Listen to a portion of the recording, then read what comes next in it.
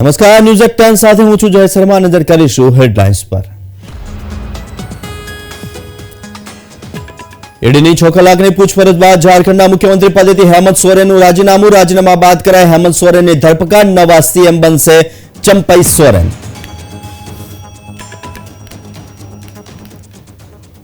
આવતીકાલથી ગુજરાત વિધાનસભામાં બજેટ સત્રનો થશે પ્રારંભ. કામકાજ સલાહકાર સમિતિની યોજાશે બેઠક.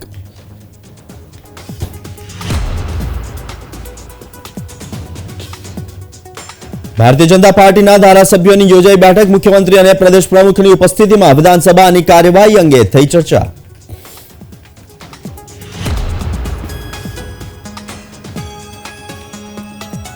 પાદરાની ફેક્ટરીમાં બ્લાસ્ટમાં 3 વ્યક્તિઓના મોત. બ્લાસ્ટને કારણે દહેશતનો માહોલ.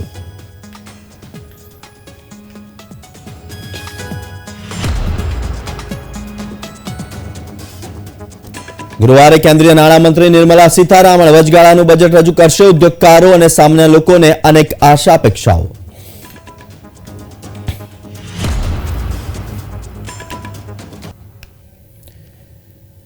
હવે નજર કરીએ મહત્વપૂર્ણ સમાચારો પર. તો ઝારખંડના મુખ્યમંત્રી પદેથી હેમંત સોરેને રાજીનામું આપી દીધું છે. સેમ હાઉસમાં તેની ઈડી દ્વારા જમીન કૌભાંડ મામલે 6 કલાકની પૂછપરછ થયા બાદ તેમણે રાજભવન જઈને રાજીનામું આપી દીધું હતું અને રાજીનામા બાદ તેમની ધરપકડ કરાઈ છે. તેમના સ્થાને ચંપઈ સોરેન મુખ્યમંત્રી બનશે. તાત્કાલિક અસરથી જેએમએમની ધારાસભ્ય દળની બેઠક બોલાવાઈ હતી અને ચંપઈ સોરેનને નેતા તરીકે ચૂંટી કઢાયા હતા. હવે ચંપઈ સોરેન મુખ્યમંત્રી તરીકેના શપથ લેશે.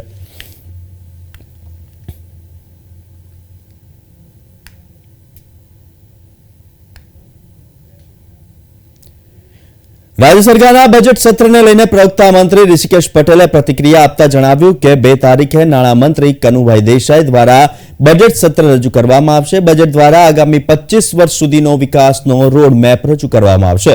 વિધાનસભા સત્રમાં 25 બેઠક યોજાશે. આ સાથે અયોધ્યામાં રામ મંદિરની પ્રાણ પ્રતિષ્ઠા થઈને વડાપ્રધાન નરેન્દ્ર મોદી 5 તારીખે અભિનંદન પ્રસ્તાવ રજૂ કરવામાં આવશે. તો અયોધ્યા ખાતે જમીન લેવામાં આવી છે જ્યાં ગુજરાતી સમાજ માટે ભવન બનાવવામાં આવશે. તો કેટલાક આરટીઆઈ એક્ટિવિસ્ટ દ્વારા આરટીઆઈના ભણે તોડબાજી કરવાની હાટડી ખોલવામાં આવી છે, જે બિલકુલ બંધ કરાવવા મુખ્યમંત્રી ભૂપેન્દ્ર પટેલે સૂચના આપી છે. જન્મજાત શિશુના મૃત્યુદર અંગે 1016 નવજાત શિશુ મૃત્યુ પામે છે. એક મહિને 1600 જેટલા બાળ મરણ સંભવિત છે. તો સમગ્ર દેશમાં નવજાત મૃત્યુદરમાં 10મા ક્રમે છે, જેમાં ગુજરાત 10મા ક્રમે આવે છે. માતા મૃત્યુદર પણ ઓછો કરવા સરકાર પ્રતિબદ્ધ છે. કુપોષણ સિવાય પણ અન્ય 7 કારણોથી પણ નવજાત મૃત્યુ થતા હોય છે.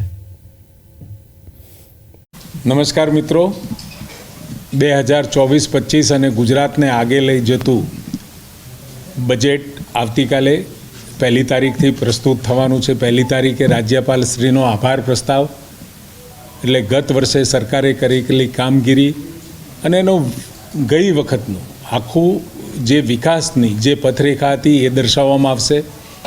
2 તારીખે આદરણીય કનુભાઈ દેસાઈ નાણામંત્રી શ્રી 2024-25 માટે ગુજરાતનું વિઝન, ગુજરાતનું જ વિઝન નહીં પરંતુ આગલા 25 વર્ષનો પણ રોડ મેપ આ બજેટ દ્વારા એક દિશા અને દ્રષ્ટિ ગુજરાત કયા સંજોગો બની જઈ રહ્યું છે, કેવા પ્રકારના આગામી સમયમાં 25 વર્ષ સુધીનો રોડ મેપ સાથેનું આવતા વર્ષનું બજેટ રજૂ થશે.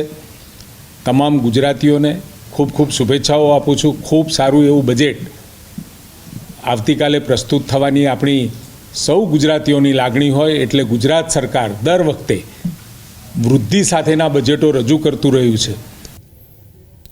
તો બજેટ સત્ર પહેલા આજે ભાજપા ધારાસભ્યોની બેઠક યોજાઈ. મુખ્યમંત્રી ભૂપેન્દ્ર પટેલ, પ્રદેશ પ્રમુખ CR પાટીલ સહિતના નેતાઓ ઉપસ્થિત રહ્યા હતા. બેઠકમાં સંગઠન મહામંત્રી રત્નાકરજી તેમજ મહામંત્રી વિનોદ ચાવડા પણ ઉપસ્થિત રહ્યા. તો બેઠકમાં ભાજપના 156 ધારાસભ્યો ઉપસ્થિત હતા. બેઠકમાં 2 અપક્ષ ધારાસભ્યો પણ ઉપસ્થિત રહ્યા હતા. અપક્ષ ધારાસભ્યો ધવલસિંહ ઝાલા અને માવજીભાઈ દેસાઈ પણ બેઠકમાં ઉપસ્થિત રહ્યા હતા. બેઠકમાં પ્રારંભ થનાર બજેટ સત્ર સંદર્ભે ધારાસભ્યોને માર્ગદર્શન આપ્યું હતું.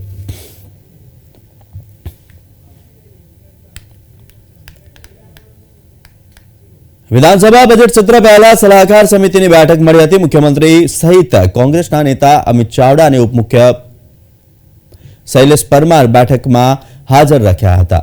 તો વિધાનસભા બજેટ સત્ર પહેલા સલાહકાર સમિતિની બેઠક પૂર્ણ થતા બાદ સરકારના પ્રવક્તા ઋષિકેશ પટેલે કહ્યું હતું કે બજેટ પ્રથમ દિવસે રેવન્યુનું બિલ રજૂ થશે. બજેટ સત્ર દરમિયાન બધાએ સર્વસંમતિએ શનિવારની બેઠક રદ કરવામાં આવી છે. તો બજેટ સત્રમાં 4 દિવસે 2 બેઠકો રહેશે, જેમાં રામ મંદિરનો પ્રસ્તાવ સર્વસંમતિથી મૂકવામાં આવશે. ત્રણેય બેઠકો રદ કરી અને એ જે બેઠકોનું કામકાજ હતું એ બીજા દિવસે ડબલ બેઠક આપણે કરી છે. કુલ 4 દિવસ ડબલ બેઠક રહેશે અને સાથે સાથે આવતા સમયની અંદર રામ મંદિર વિશેનો અભિનંદન પ્રસ્તાવ પણ બધાએ સર્વસંમતિથી મૂકવાનું નક્કી કર્યું છે. અને ઉત્તરોત્તર બજેટ દર વર્ષે વધતું રહ્યું છે અને આપણે આશા રાખીએ કે આ વર્ષે પણ ખૂબ સારું બજેટ ગુજરાત માટે આવવાનું છે. આદરણીય અધ્યક્ષ શ્રી શંકરભાઈ સાહેબે આ તમામ બાબતોમાં સંમતિ આપી છે અને 16મી તારીખે સવારે 8:30 એટલે કે શનિવારે 8:30થી વિધાનસભા ચાલુ થાય એનો પણ પ્રસ્તાવ સર્વસંમતિથી સ્વીકારવામાં આવે. જે પહેલા દિવસે છે એ રેવન્યુનું બિલ છે અને જે બાકીના બિલ છે ઉર્જાના છે, મહેસૂલના છે, શહેરી વિકાસના છે, એ છેલ્લા દિવસોમાં એ બિલો આવશે. તો રાજ્ય સરકારના કૃષિ વિભાગની ટેકાના ભાવ અંગે મહત્વની બેઠક યોજાઈ હતી. કૃષિ મંત્રી રાઘવજી પટેલની અધ્યક્ષતામાં મહત્વની બેઠક મળી હતી. વર્ષ 2024-25 ખરીફ પાકોના ભાવો અંગે આ બેઠક યોજાઈ હતી. પાણી પુરવઠા મંત્રી કુંવરજી બાવળિયા તથા રાજ્ય કૃષિ મંત્રી બચુ ખાબડ ઉપસ્થિત રહ્યા હતા. કૃષિ વિભાગના અધિક મુખ્ય સચિવ A.K. રાકેશ સહિત અધિકારીઓ ઉપસ્થિત રહ્યા. કિસાન સંઘના આગેવાનો ઉપસ્થિત રહ્યા હતા. વિવિધ 10 જેટલા પાકોના ટેકાના ભાવો અંગે કેન્દ્ર સરકારને ભલામણ કરવાનો સર્વાનુમતે પ્રસ્તાવ રજૂ કરાયો હતો, જેમાં ડાંગર 2,800 રૂપિયા પ્રતિ ક્વિન્ટલ, બાજરી 3,350, જ્યારે જુવાર 5,500, જ્યારે મકાઈ 4,500, તુવેર 9,000 રૂપિયા પ્રતિ ક્વિન્ટલ, તો મગ 9,500 રૂપિયા પ્રતિ ક્વિન્ટલ, અડદ 9,250, મગફળી 8,000, તલ 11,500, તો કપાસ 10,000 રૂપિયા પ્રતિ ક્વિન્ટલનો ભાવ રાખવા કેન્દ્ર સરકારને ભલામણ કરી છે. અનુમોદન આપ્યું છે એટલે અહીંયા ગુજરાત સરકાર જે ભાવ નક્કી કરીને મોકલે છે એ ભાવમાં આજે સંતોષ છે, પણ એ ટેકાના ભાવ માટેનો સંતોષ. હકીકતે તો ભાવ વધારે જ ખેડૂતને મળવા જોઈએ. ટેકાનો ભાવ એવી વાત છે કે બજારની અંદરથી કેટલોક માલ સરકાર જ્યારે ભાવ નીચા જતા હોય ત્યારે પ્રોક્યોરમેન્ટ કરી લે એટલે ભાવો આપોઆપ કેવી રીતે વધે એ દિશા તરફનું આ એક પગલું છે. લાંબી ચર્ચા વિચારણાના અંતે જે રાજ્ય કૃષિ ભાવ પંચે કેન્દ્ર સરકારને 2024-25ની ખરીફ ટેકાના ભાવો માટેની જે દરખાસ્ત કરવાની છે એ આ પ્રમાણે કરી છે. ડાંગરના 1 ક્વિન્ટલના 2800 રૂપિયા, બાજરીના 3350 રૂપિયા, જુવારના 5500 રૂપિયા, મકાઈના 4500 રૂપિયા, તુવેરના 9,000 રૂપિયા, મગના 9500 રૂપિયા, અડદના 9250 રૂપિયા, મગફળીના 8,000 રૂપિયા, તલના 11,500 રૂપિયા અને કપાસ લંબતારી એના 10,000 રૂપિયા પ્રતિ ક્વિન્ટલ ભાવ માટે અમે કેન્દ્રને આ ભલામણ આજે સર્વાનુમતે લાંબી ચર્ચા વિચારણા અને ખેતી પાકોની જે પડતર કિંમત ઉત્પાદન માટેની થાય છે આ બધીની વિશદ છણાવટ કર્યા પછી અમે આજે આ ભાવોની ભલામણ મેં જણાવ્યા પ્રમાણેની વિગતે અમે આજે કેન્દ્ર સરકારને મોકલવાનું સર્વાનુમતે નક્કી કર્યું છે. તો અમદાવાદ મનપાનું વર્ષ 2024-25 રૂપિયા 10,801 કરોડનું ડ્રાફ્ટ બજેટ રજૂ કરવામાં આવ્યું. બજેટમાં લો ગાર્ડનની આજુબાજુના રોડ તેમજ શહેરમાં આઇકોનિક રોડમાં પાર્કિંગ, ગ્રીન બેલ્ટ સાથેના વોકવે બનાવવામાં આવશે. અમદાવાદનું વર્ષ 2024-25નું draft budget municipal commissioner M. Thennarasan દ્વારા સ્ટેન્ડિંગ કમિટી સમક્ષ રજૂ કરવામાં આવ્યું છે. રૂપિયા 10,801 કરોડનું બજેટ કમિશનરે રજૂ કર્યું. ગયા વર્ષે રૂપિયા 8,400 કરોડનું બજેટ મૂકવામાં આવ્યું હતું.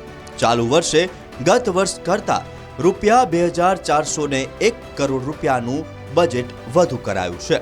મ્યુનિસિપલ કમિશનર દ્વારા રજૂ કરવામાં આવેલા બજેટમાં 5 મહત્વની બાબત પર ભાર મૂકવામાં આવ્યો છે.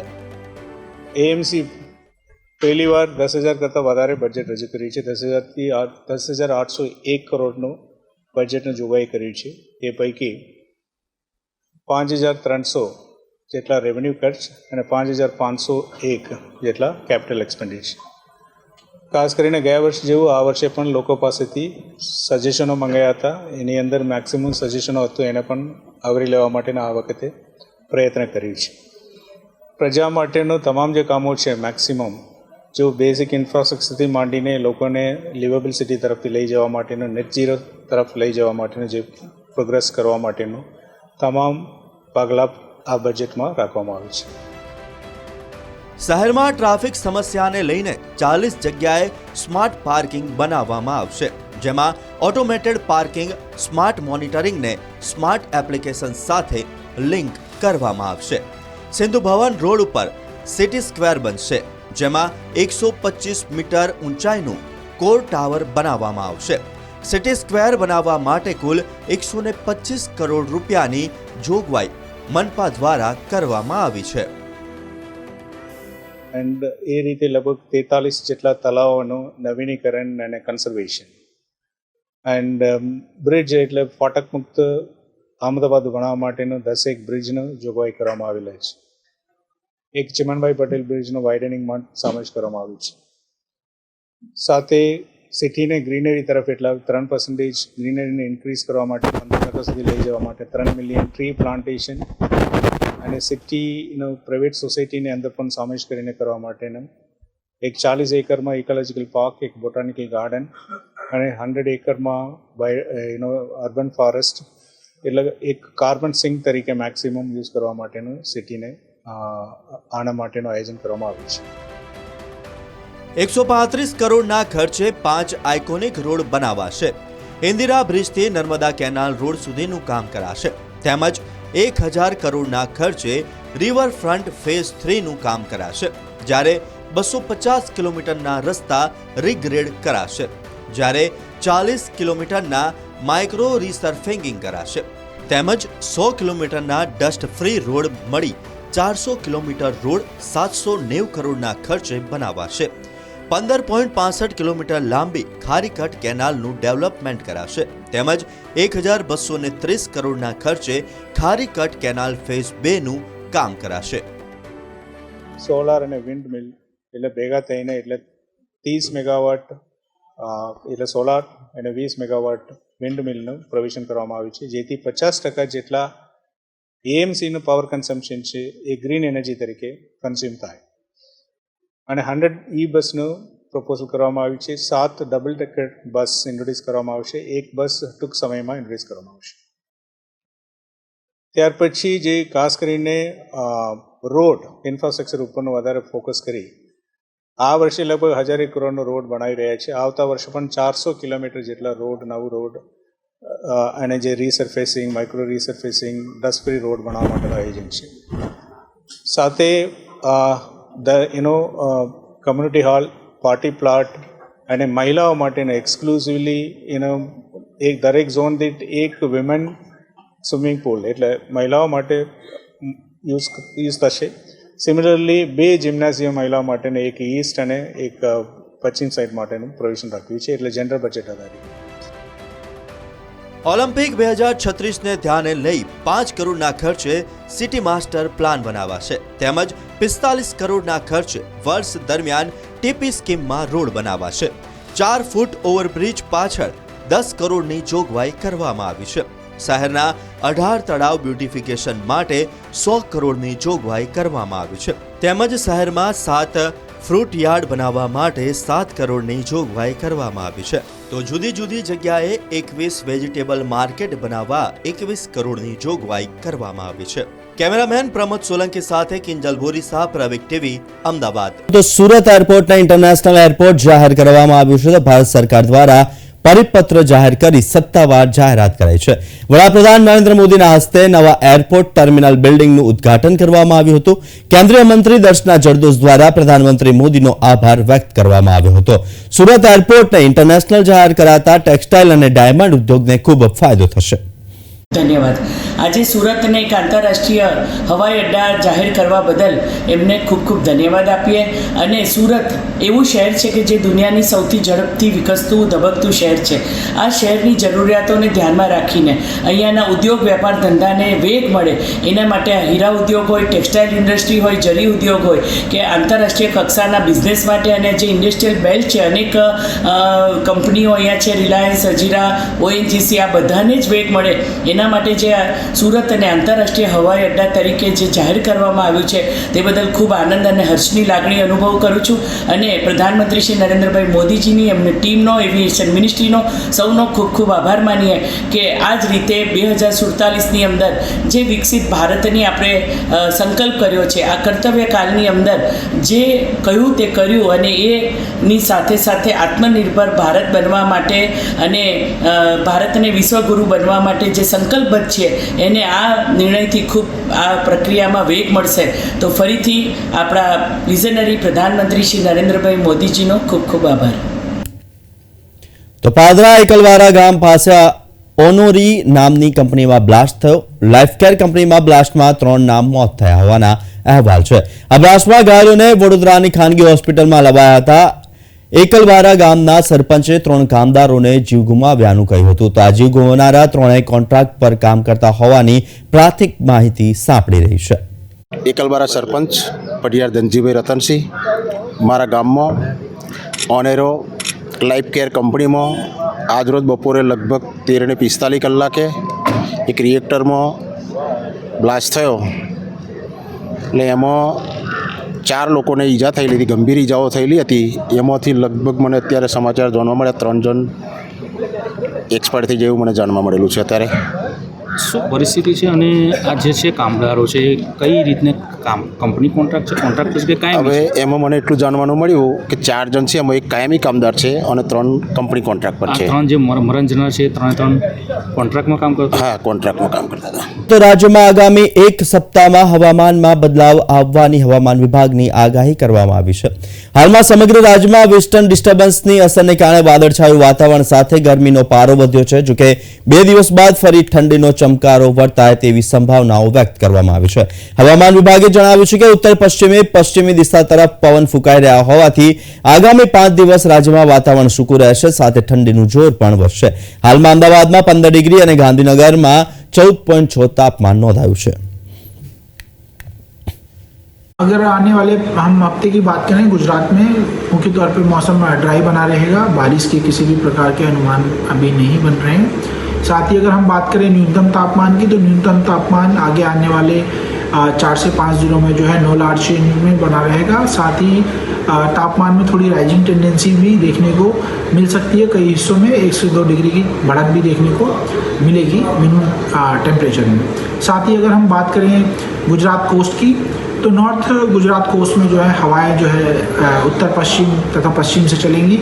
और साउथ गुजरात कोस्ट की हम बात करें तो हवाएं मेनली जो है उत्तर पश्चिम दिशा से चलेंगी, जिनकी स्पीड जो है 10 से 15 नॉट्स के बीच में रहने की संभावना है. साथ ही अगर हम गुजरात लैंड हिस्से की बात करें तो वहाँ पे हवाएं जो है उत्तर पश्चिम तथा उत्तर से जो है चलेंगी, प्रिवेल होंगी. और तापमान जो है नॉर्मल चेंज में बना रहेगा. છેલ્લા થોડા દિવસથી રાજ્યમાં ઠંડીનો ચમકારો સૌથી વધારે જોવા મળી રહ્યો છે. મહત્વનું છે કે એકાએક ઠંડીમાં વધારો નોંધાયો છે, ત્યારે હવામાન વિભાગ દ્વારા વધુ એક આગાહી કરવામાં આવી છે. મહત્વનું છે કે આગામી 5 દિવસ રાજ્યમાં વાતાવરણ જે છે તે સૂકું જોવા મળશે. તેની સાથે સાથે વેસ્ટર્ન ડિસ્ટર્બન્સના કારણે 5 દિવસ સુધી રાજ્યમાં વાદળછાયું જે વાતાવરણ છે તે જોવા મળશે તેવી આગાહી હવામાન વિભાગ દ્વારા વ્યક્ત કરવામાં આવી છે.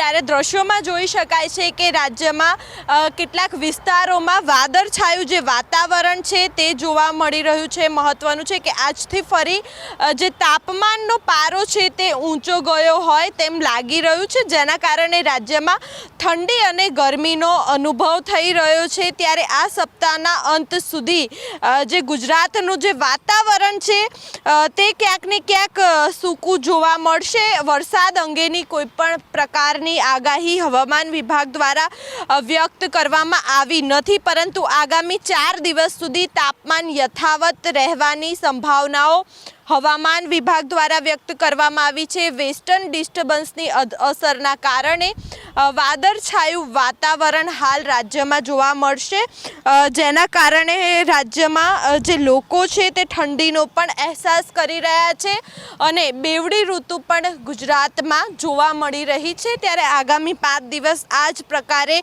વાદળછાયું વાતાવરણ રાજ્યના કેટલાક વિસ્તારોમાં જોવા મળશે। કેમેરામેન શ્રેયાન સાથે માનસી પટેલ, પ્રવેગ ટીવી, અમદાવાદ। તો હાલ સમાચારમાં બસ આટલું જ। મને આપશો રજા। નમસ્કાર।